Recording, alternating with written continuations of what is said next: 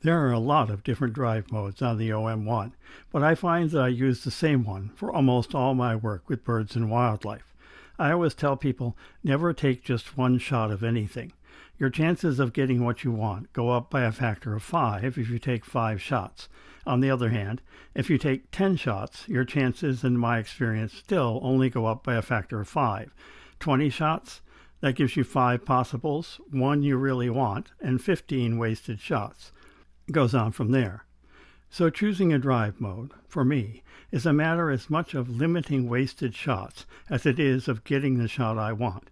I find that 5 frames per second produces the best ratio of keepers overall, no matter if I'm shooting stationary birds, birds in flight, or active wildlife.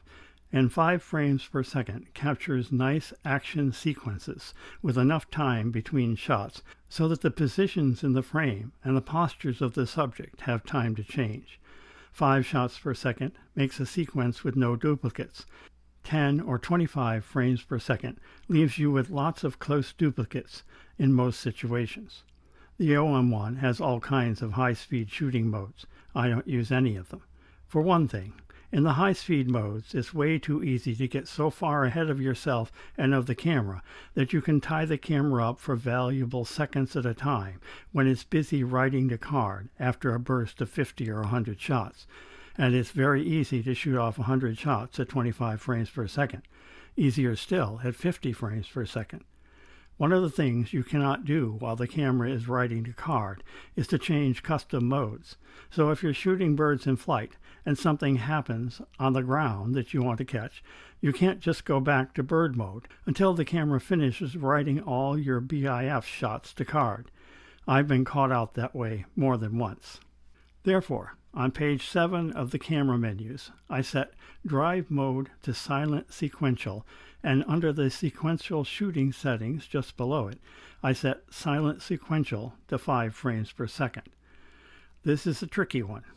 Open sequential shooting settings, select silent sequential, press the right button on the 5-way control, not the center button, the right button. Highlight maximum frames per second, press the center button. Scroll up to 5 frames per second and select it using the center button.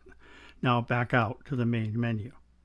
Of course, you may have valid reasons for shooting one of the high-speed modes, like for instance you're doing an actual motion study of the subject and need to capture every tiny movement, or you're the type of person who enjoys plowing through 50 or 100 almost identical frames to find just the right one.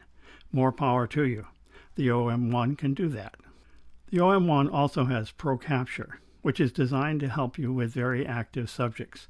Pro Capture starts shooting as soon as you half-press the shutter release, and then actually records 15 frames before and 15 frames after you fully press the shutter release.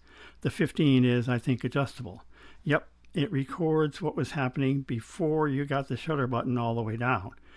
I can imagine that this might increase your chances of capturing just exactly what you're after. If and when I decide it's useful, I'll do a video just on Pro Capture. Until then, I'll stick with 5 frames per second, silent sequential. Image stabilization is another feature of the OM-1 and OM Systems lenses that makes easy bird and wildlife photography possible and fun. Carrying a tripod is no fun, and shooting off one severely limits your options.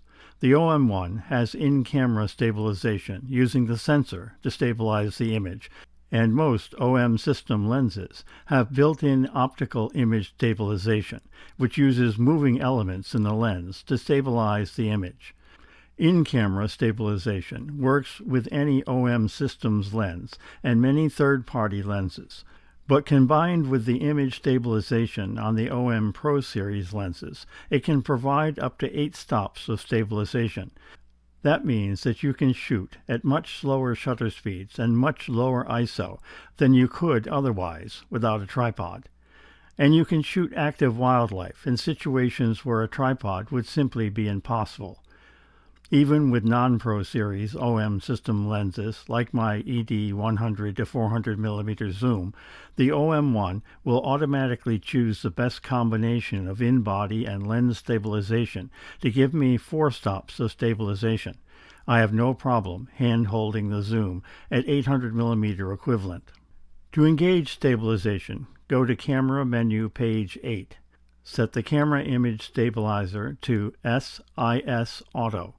This sets the camera to determine the type of stabilization by sensing camera movement.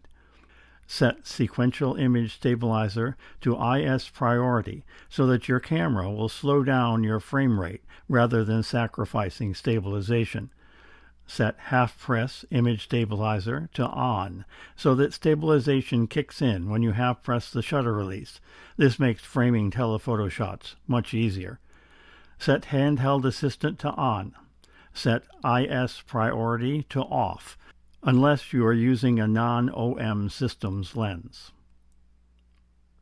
And now let's move on to setting up your custom modes for birds and wildlife.